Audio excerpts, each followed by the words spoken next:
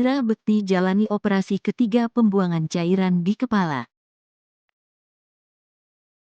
Indra Bekti kembali menjalani operasi akibat pecah pembuluh darah di bagian kepala. Kini Indra Bekti sudah menjalani 3 kali operasi setelah 20 hari menjalani perawatan intensif dari operasinya pertama dan kedua. Operasi ketiga yang dijalani Indra Bekti adalah pemasangan selang atau ventriculoperitoneal shunt (VP-shunt) pada Selasa, tanggal 17 Januari tahun 2023.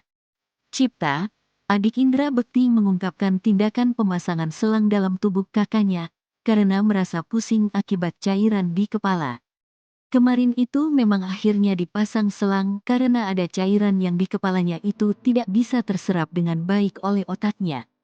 Jadi itu harus dibuang, kata Cipta ketika dihubungi awak media, Rabu, tanggal 18 Januari tahun 2023.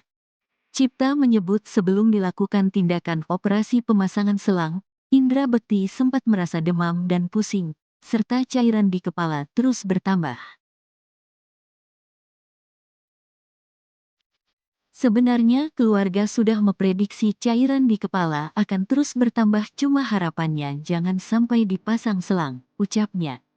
Tapi, setelah melihat kondisinya kemarin itu ada demam. Kemudian cairannya juga mulai banyak, ya akhirnya dilakukan lagi operasi yang ketiga, sambungnya. Cipta menjelaskan, operasi ventriculoperitoneal shunt (VP-shunt) adalah sebuah pemasangan selang yang berfungsi mengalirkan cairan otak yang menumpuk.